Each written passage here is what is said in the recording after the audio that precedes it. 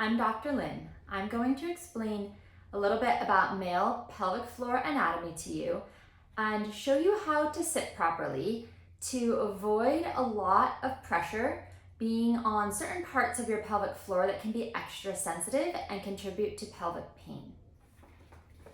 Here's a picture view of a male pelvic floor. This view is like you're underneath looking up at the pelvic floor. Here's the tailbone in the back, the two sit bones on either side. That's what you'd feel if you're sitting on a really hard wooden bench. The pubic bone would be in the front here, and this is the base of the penis. You can see in this picture how the deep back part of the pelvic floor anchors on the tailbone, wraps around the anus, and then this front triangle of muscle comes around the base of the penis. I'm going to show you on a three-dimensional model. Okay, so here's the bony pelvis. We were just looking at it from this view. So here's the pubic bone in the front, tailbone in the back, and the two sit bones on either side. Okay. A lot of guys have a tendency to sit in a really slouched position, like this. I'll show you from a side view, like this. When we sit like that, this little area called the coccyx or tailbone that the pelvic floor muscles anchor on, it ends up getting smushed into a really bent position.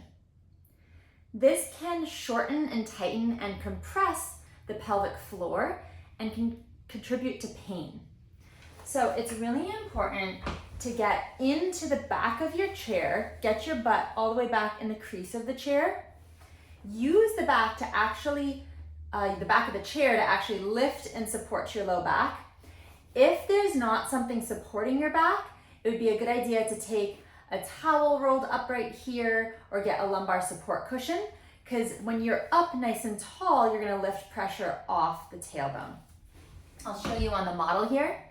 So if you are rolled back and slouching like this, that tip of the tailbone is getting smushed under, versus if you're nice and upright like this, the weight and pressure is going to be on your sit bones and thighs, and there's going to be space here so that the tailbone and back of the pelvic floor can be a little bit more free. The other thing to keep in mind is how your thighs are aligned. A lot of guys sit with a really wide thigh position. While this may seem like it's opening the pelvic floor, it can put some constant pull on some of the pelvic floor muscle structures. Also, if you end up leaning forward because you're hunching over a keyboard, it can actually mean that you end up weight bearing more on the base of the penis.